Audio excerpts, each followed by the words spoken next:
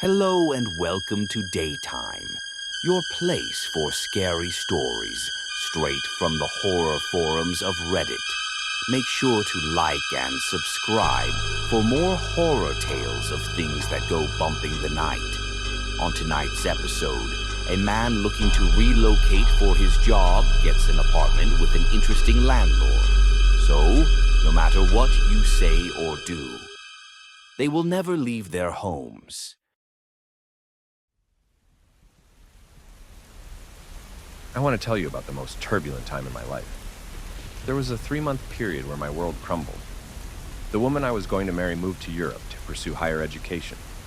My father passed away from a sudden illness, and the imports company I worked for got uprooted and moved southwest to Cairo. I had no choice but to take what little life I had and follow the company. I signed up with an agency to help me find a place to stay. I had to get something fast, or risk losing my job. It wasn't all bad, though. By staying with the company when almost half the staff left, I had an increased seniority. I was reassigned to help with foreign contracts and overseeing customs agreements, meaning a lot of late-night phone calls and video conferences with people in distant countries. I was busy keeping my head above water. I tried to sleep as little as possible, as my heart hurt whenever things got too quiet. I devoted myself to my work, hoping my intrusive thoughts would quiet down over time.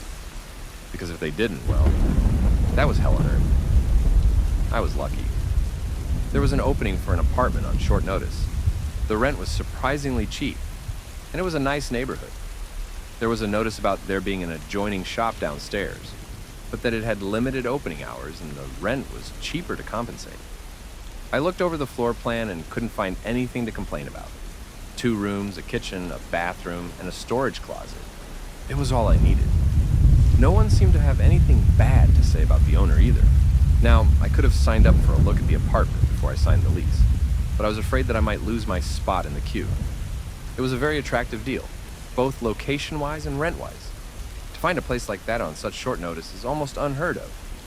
The agency I'd used was equally surprised. This never happens. One of them told me over the phone. At the end of the day, it's up to you. But I can promise you that lightning won't strike twice. So, yeah, I took it. The apartment building didn't really stand out. It was 3 floors tall with a smooth red exterior, white arched windows next to shaded balconies facing away from the sun, a little shop on the corner, and a set of ornate glass double doors leading to an entryway. There had been a couple of abandoned building sites on the way there, but this building was situated at the edge of a residential area, overlooking a pristine field of grass. It was beautiful. There was a bronze plaque hanging above the door. It was old by the looks of it. I bring you respite in the house of rest. That was a name I'd heard in passing. The building had an address, like everything else, but the locals seemed to refer to it as the house of rest. I liked the sound of it. The entry was lined with beautiful handcrafted hexagon ceramic tiles. The floor must have been cleaned recently. I could almost see my reflection in it. There was a smooth breeze blowing through the hallway, and it's as if all the hustle and bustle of the city stopped at the closing of the doors. It was quiet, so refreshingly quiet. The agency had given me a key to the mailbox, which is where I got the keys to the apartment. I was up on the 3rd floor. There was no elevator, but I figured I could do with some exercise. Good for the legs. There was a total of 16 apartments in the house of rest. 6 on the bottom floor, 6 on the middle floor, and 4 on the top. The top apartments were a bit smaller, but were rumored to have the best view. The mailbox already had a piece of paper sticking out, an advertisement for a local restaurant. I could see the same blue-tinted paper sticking out of all the other mailboxes as well. I brought it along, figuring I might as well check it out someday after work. I didn't know anyone in town, but that wasn't going to stop me from celebrating a little. I opened the mailbox, got my keys, and went up to my apartment. I didn't see anyone when I went up there, but I could hear them. People laughing, someone playing the piano, a jingle from a radio playing in a distant room. It was lively but not intrusive. I quite enjoyed it. Made me feel a bit less alone. Going up to the 3C apartment, I was a bit hesitant. I figured maybe it was all too good to be true. Maybe this was where the scam revealed itself. But no, I was wrong. It was wonderful. bright open spaces with a view of the grassy field on one side and the bustling street on the other, an old-fashioned kitchen, much like the one I grew up in. The apartment was clean, well kept, and there was a perfect corner space for my at-home office. I couldn't have asked for a better space. I could breathe a sigh of relief. Things were finally going my way. It took me a couple of days to get things up and running. I got some new furniture and carpets. I explored the neighborhood and tried the restaurant from the flyer. They had an amazing hawashi. Heaven. I could get most of my necessities from the corner shop. They were only open for a few hours every day, but the prices were low, and there was a discount for residents. The same old man tended the store every day. He must have been in his 70s, but he always had a smile on his face and was so used to handling money that he could hand out exact change without looking at the bills. All in all, it was shaping up to be a great place to live. It really encompassed its namesake, the House of Rest. My mother was very traditional, and I was raised with certain practices. Now, I'm from a younger generation and a lot more flexible, but there are traditions and customs that I adhere to. For example, I attend a mosque for the Maghrib prayer, and I take some time out of my week to leave for the Jumu'ah. I couldn't look my mother in the eye if I didn't. But it's also a comfort that I've grown accustomed to. It's a part of me. The first Jumu'ah I attended in that neighborhood surprised me. I saw no neighbors leave the House of Rest to attend, so I first thought they might attend somewhere else. I asked one of the other attendants, but they weren't sure. They didn't know anyone who lived there, except for the shopkeeper. People can have a lot of reasons not to attend, but that man had said something unusual, that he didn't know anyone who lived there. These were people from the neighborhood. How could no one know who lived there? Now I was still settling into things. About 2 weeks passed, and I got into a comfortable routine. I had everything I needed, and no one bothered me. Sure, work was a hassle, but with the low rent I was paying, I could work less hours if I wanted to, and still make it through the month with a bit to save. As the company was restructuring and hiring new people, I got some unexpected time off. This could have been a blessing, but it really wasn't. I had to stop myself from looking up what was going on in the life of the woman I'd lost. There were images and video of her laughing, making friends, learning a new language. It was devastating. Not only because I missed her, but because it made me question my choices.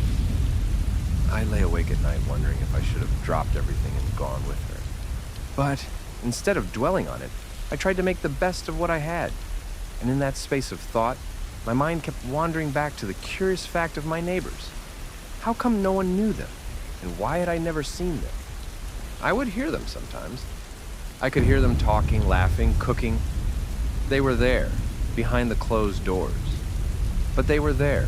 I was sure of it. I could hear individual conversations if I listened closely, but I didn't want to be rude. At night, walking around outside, I could see light shining from their windows. I could hear them walking around if I listened at their doors. But I couldn't find any names or phone numbers. Their mailboxes just had written addresses. There was no way to tell who lived where. But coming home from the shop on the corner, I noticed something curious. I'd lived at the House of Rest for 4 weeks by then. Walking past the mailboxes, I noticed something blue sticking out. The same flyer for the restaurant that I'd received on that very first day was still there in every mailbox but mine. No one had gone outside to check their mail for weeks. This caused me some concern. I decided to go down to the corner shop to ask the shopkeeper. I figured he'd worked there for years, maybe decades. He must have seen someone at some point. I waited until a couple of kids scurried out, and then I walked up to him. A small TV kept running in the corner, but he didn't pay any attention to it. His eyes were all on me with an inviting smile. "Excuse me," I said. "Do you know any people in this building?" He looked at me with that same smile, but said nothing. "Excuse me," I repeated. "Do you know them? Anyone?" He laughed a little and offered me a cigarette. I took it. "You don't speak?" I asked. Little. He said. Very little. He had this raspy old voice, and he pointed to his throat. I didn't press him about it, and instead went outside with him to enjoy my smoke. This man's beard was as ashen as his cigarette, but it fit him somehow. We just stood there for a moment in silence, watching the busy street, people rushing by like the blood of a vein. There was something organic to it, and just stepping back for a moment calmed my nerves. I don't think it was the cigarette. It was the perspective, Yafiu. the old man said. To be. Yafiu, I repeated. You know him? The old man nodded, giving me a tap on the shoulder. As he went back inside, he looked back at me a final time. Good man. Now, I didn't want to just barge in on Yafo, but I figured I'd keep an eye out. I'd never set foot on the second floor. I had no reason to. But I couldn't help being curious about what kind of people my neighbors were. There had to be a reason why so many of them never left. Maybe there was another reason the rent was so cheap. Another week passed. I was getting into a routine where I rarely had to leave home. Apart from going out to pray, I pretty much never left my apartment. The corner shop had gotten some of my favorite food brands, so most food and drink that I wanted could be bought right downstairs. It really became my haven. Going outside and getting bombarded by the sounds of the city grew increasingly frustrating. I still had to leave for in-office work a couple of times per month, and when I did, I longed to get back home. One time, after returning from a long day, I saw a man leaving the house of rest. He was about my age, but wore surprisingly old-fashioned clothes. I walked up to him, trying to get his attention. He turned to me with a calm demeanor, his hands open. "Are you Yafo?" I asked. Yes, that's me. He said. "The old man at the corner told me you live here," I said. "I just moved in, so we're neighbors." A neighbor. He smiled. What a blessing. Come, dinner's on me. There was no way to say no. I could tell he wouldn't accept it. And besides, this was the first neighbor I'd spoken to. I had to know more. Yafo told me he'd lived in the house of rest with his wife Rashida for years. He was originally a repairman, but he'd sold his business for a hefty profit and was technically in between jobs. But there was no hurry. With rents this cheap, I can live off that sale for years. He said. I only do some extra work on the side when I want to get Rashida something special. "What about the others who live there?" I asked. "Do you know any other neighbors?" No, He said matter-of-factly. we all keep to ourselves. It's our piece of heaven. No need to bother it. "It really is a house of rest," I said. "It really is." We're very blessed. Before we went our separate ways, there was one question I'd forgotten to ask, so before we said goodbye, I turned to him. "I have to ask," I said, "what were you doing today?" He turned to me with a cheeky smile. I must confess I have a vice. He said. I get a bottle of red wine for my wife, and I get a pack of smokes. The good brand, not the cheap stuff from the store. It's my one indulgence, I swear. "So that's it? A bottle and some cigarettes?" Don't underestimate the little things. He said. They are the best and the worst things in life. There wasn't much to say about that. He had a bottle he'd brought along, a fancy brand that he'd gotten from downtown. As Yafo turned to leave, he looked back a final time and waved. If you smoke indoors, sit at the open window. He said. You can't smoke inside, but they don't check the open windows. As he wandered off, I assumed he was talking about the owners. But that was another thing. I'd never met them either. But what did he mean by them checking the windows? Who did? When? In the late hours of the night, when I was working at my office desk, I would think about that. What did Yafo mean? Was it just a friendly reminder to keep the apartment in good shape? Or was it something more literal? I couldn't tell. Were the owners that strict? I tried to go and talk to him a couple of times, but he never opened the door. I figured he was busy or out doing something. But without a clear answer, my mind was left wandering. So in a sudden lapse of judgment, I decided to challenge this thought head on. So one night, I stood by my closed window and lit a cigarette. Now, I can't say for sure what I was expecting. I don't think I was expecting anything at all, really. Maybe someone would ask me to put it out. But no, nothing happened. I was a bit disappointed, really. But as I turned to flick the ash off, I noticed something. The soothing breeze turning to an icy sting. The flavored smoke in my mouth turning sour. There was this warmth on my shoulder, as if someone was looking at my neck. I could feel my heart skip a beat, as if something was judging me from afar. Like I was about to get scolded like a frightened child. I stepped away from the window, hastily putting away the rest of my cigarettes. Imagination or not, I couldn't explain that sense of unease. As if breaking the rules wasn't just something frowned upon, but a fundamental wrong. Then footsteps. It was loud and fast, coming down the hall. The other tenants had been sleeping for hours, and yet they somehow seemed even more quiet. The footsteps stopped outside my door. I didn't dare to move. Something in the door cracked as a great weight pushed against it, making the hinges creak. I took a few steps forward, waving my hands as if to clear the air. "I'm sorry," I called out. "I'm sorry, it won't happen again. I'm throwing them out. I'm sorry." The creaking stopped. I just stood there, watching, waiting for the footsteps to continue. Then, the hinges creaked again as the weight pushed off the door, and someone retreated into the building. I couldn't unlearn this.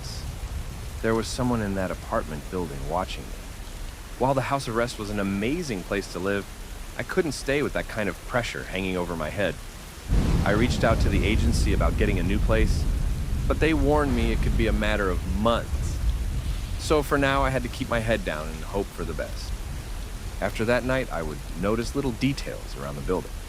For example, there were drag marks on the tiles of the top floor by the stairs leading to the roof, as if someone had pulled something heavy.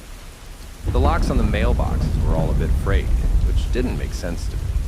There were still these blue papers sticking out of them. Someone checked these mailboxes so frequently that the lock was getting janky. Why didn't they remove the flyers? And finally, there was the basement. It's not uncommon to lock the basement of an apartment building to keep nosy tenants from messing with things they shouldn't. But there was a drainage slit in the floor, as if ready to clean up large amounts of liquid with a spray hose. So, while my life continued, it did so with a tinge of doubt. I was anxious. I still kept to my schedule of working at night and attending prayer. But I wasn't feeling that same sense of calm anymore. I was anxious about going home. I didn't know what to expect.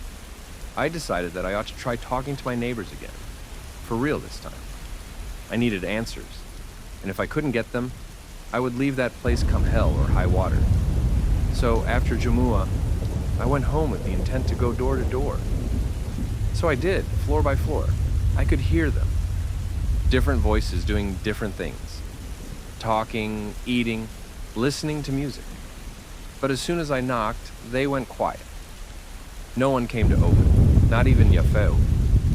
I wanted to go back to my place and close my eyes to the whole thing, but I couldn't.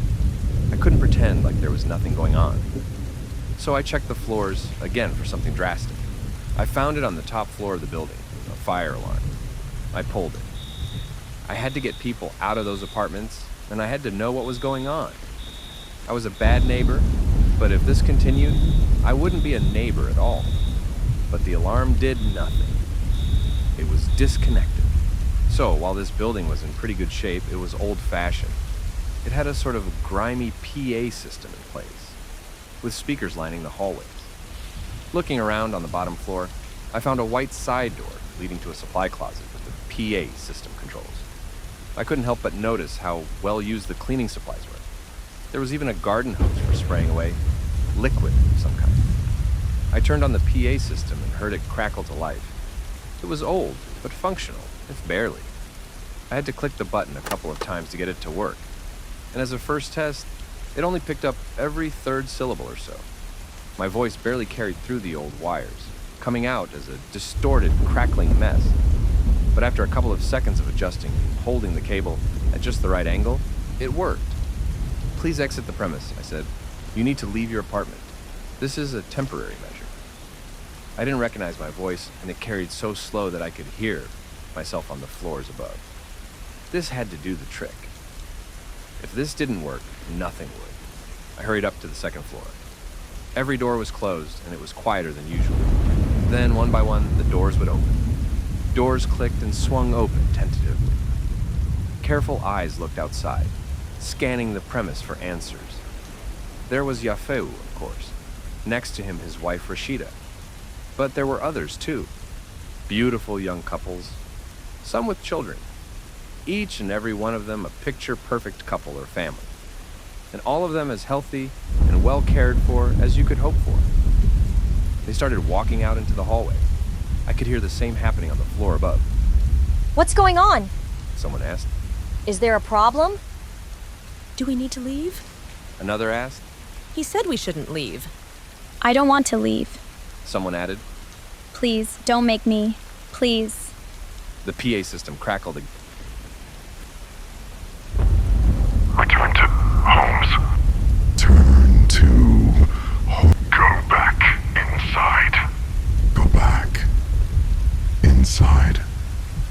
I couldn't tell if the distortion was from the voice of the speaker or the struggling electronics. But people weren't sticking around to get an answer. A heartbeat later, they threw themselves back into their apartments. The final face I saw was Yafo, apologetically closing and locking his front door. I hurried up the stairs, rushing towards my apartment. Something was moving downstairs. I could hear footsteps rushing at full speed, hot on my trail. I didn't look back. I just hurried back to my apartment, grabbed my keys, and slipped. The keys sailed across the hallway, landing somewhere in the harsh shadows of a sharp overhead light. And someone joined me in the hallway. The old man from the shop. His back was straighter, and he looked taller. I just looked at him, not knowing what to expect. Then he spoke. It was the same raspy old voice as I'd heard down in the shop. But there was something else to it. It wasn't just a tired old voice. It was something deeper. It wasn't just a sick man. It was something inhuman, struggling to find speech in something not designed to talk. And as his eyes reflected in the dark, like a cat on the hunt, he spoke again. You. I rushed forward, grabbing my keys. He ran towards me. Not just a brisk jog, but a full-on sprint. I could never have anticipated how fast he was. I fumbled with the keys as they stuck to my sweaty palms, and I barely got back inside before he got to me. I closed the door but didn't get a chance to lock it. Before my fingers could reach, the door burst wide open, leaning off its hinges. The old man was tall enough for his head to reach the ceiling, but it wasn't a normal height. It was something unnatural about his proportions. As his neck extended, his head brushed against the ceiling and bent backwards at a breakneck angle, as his limbs grew elongated and boneless. His head leaned backwards, as if looking backwards, but the body never turned away from me. His arms, now longer than my entire body, pushed me across the room, breaking my kitchen table as I bruised my tailbone. You defy sanctuary. It spat. You defy rest. With a single arm, it pulled the oven out of the wall and grabbed the live wire connecting to it. Without skipping a beat, it pulled on the wire, ripping it straight out of the wall while still connected. It sparkled and popped in protest as he moved closer. You were hurting. It continued. You were ready. It stabbed the wire past me and into my workspace, bursting my computer wide open with a violent bang. It was so hot that one of the windows cracked. This will not fall into ruin. It growled. It is no house of flies. With its free arm, it grabbed my shirt, pulling me up to my feet. I was choking on my own spit as I looked into a shapeless, flesh-like void. As the old man's skin came apart, all that was left underneath was a strangely textured dark, like a walking night. This will not corrupt. It growled, pulling me closer. It is no house of lies. With the last bit of air in my lungs, I wheezed out what words I could. It's a house of rest, I whispered. Sanctuary. Home. Home. It repeated. It poked a long finger into my chest, and I felt my breath turn cold. Where heart is... Something ached in me. Something terrible and deep, like my nerves turning upside down. It forced my eyes back into my skull, as if I was trying to look at my own spine. As I collapsed to the floor, gasping for air, it was gone. Thundering footsteps disappeared down the hall, leaving me with a pounding bruise on my chest. I tore my shirt open and looked for bleeding. There was a massive bruise that reminded me of a sunflower, right over my chest with a thumbprint in the middle. By morning, that bruise would have turned a sickly blue. Minutes later, I got back on my feet. I stumbled into the hall and down the stairs. I almost tripped on my own feet. But by the time I got to the bottom floor, That bruise was burning me, and with every step I took closer to that front door, it burned even more. I could feel my pulse skipping a beat and changing pace. There was a twist in my stomach as my lungs contracted, spilling out a mouthful of blood on the pristine floor. I could challenge it and press further, but I would die, so I didn't. Turning to go back upstairs, I'd see the old man standing at me from the basement door, observing me, not saying a word, just clutching a garden hose to clean up the blood from his precious floor. The next morning, the old man came to my apartment. He fixed the walls, the door, everything. He brought along some groceries and a brand new work laptop, the same kind they used at the office. I have no idea where he got it from or how he knew where to get one. He had the oven hooked up by dinner time. I noticed how he never once reacted to hearing the adhan, the call to prayer. He didn't even look at me twice when I brought out my prayer mat. He just kept working. I didn't know what to do. I could ask someone for help, but I was afraid of what would happen if I left. There was something inside me that didn't want me to leave, and I'd never heard of anything like it before. But then again, even if I left, where would I go? What would I do? I could see why everyone stayed inside. It was easy. The old man would come up with groceries, and he would get you anything you asked for. A new computer, a phone, fresh fruit, anything you might need to keep yourself calm and controlled. So for about a week, I stayed in the house of rest. I didn't leave for the Maghrib as I used to. I didn't leave for Jumu'ah. I didn't have any hawashi at the restaurant down the street. I stayed inside, praying for guidance. It was the most gilded cage you can imagine. It was so simple to let yourself be trapped. All you had to do was accept that this was as good as it would get. But I couldn't accept it. I just couldn't. That place may have been perfect, but I wasn't. Every day, I would roam the halls. I'd walk up and down, looking for answers. And every time those footsteps came back, I'd hurry back inside, like nothing had happened. I wouldn't tempt fate, and I wouldn't attempt to leave. I would play by the rules, which made me think of Yafu. I managed to catch him leaving his apartment once. He looked displeased to see me as he leaned back against his front door. You made him mad, He said, bad idea. "But you can leave," I said. "How can you do that?" He lets me. He said, It's only a small indulgence. A little wine, a pack of smokes. There's a trust. I've never had the urge to escape, so he doesn't care. "And you're accepting this?" I scoffed. "You want this, Yafu?" I have everything I need. He smiled. I'm sheltered.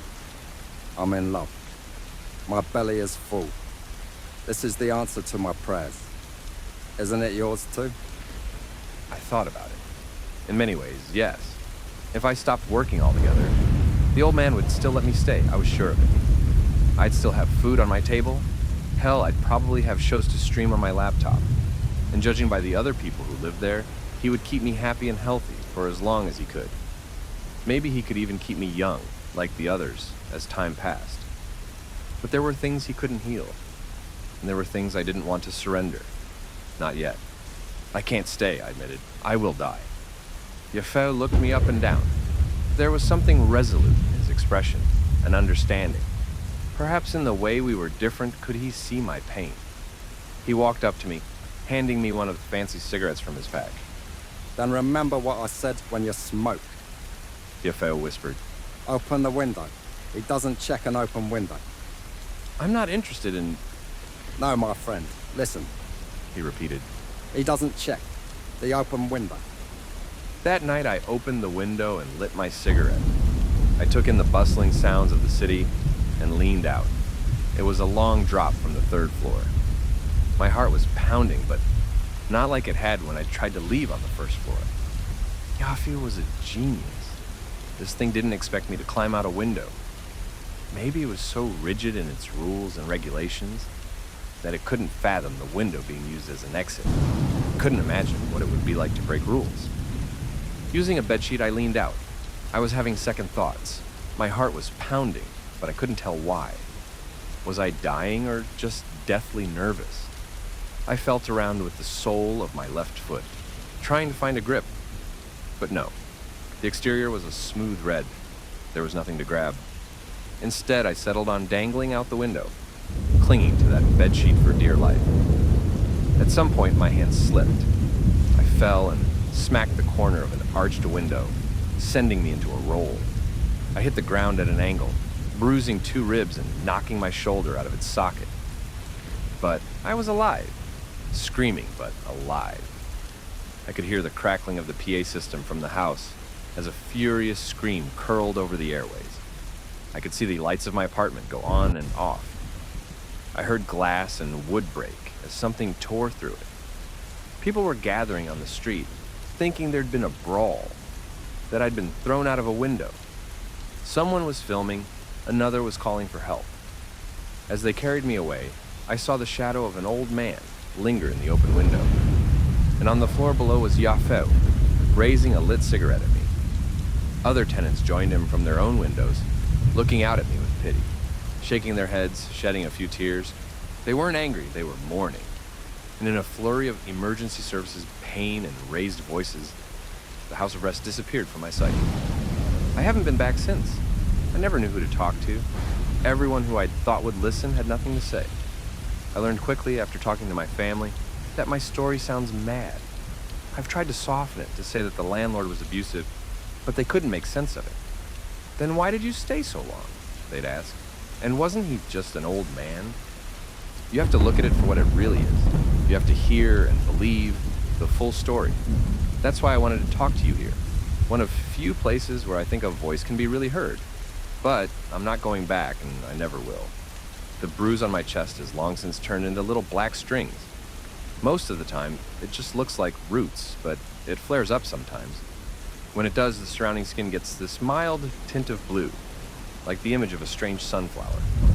I can also kind of see it in the cold. It's like it's always there, waiting just under the skin. Not too long ago, I reconnected with my lost love in Europe. I think she might have been what kept me from being complacent in the house of rest. And I'm so grateful for it. Without her, I wouldn't have seen the cage for what it was. She says she misses me too. And in a couple of weeks, I'll be going abroad to be with her again. But I wanted to share this story before I go. I wanted to talk openly about it this one last time, and then never again. Because even now, I can't help but think I might have made a mistake. That I might have turned away something that could have been perfect. That if I'd only stuck to the rules and kept my head down, maybe everything would have worked out. But then I get that ache in my chest, and I can't tell what it is. It might be the threat of something vast and inhuman claiming me as its own. Or it might be a heart that I willingly give.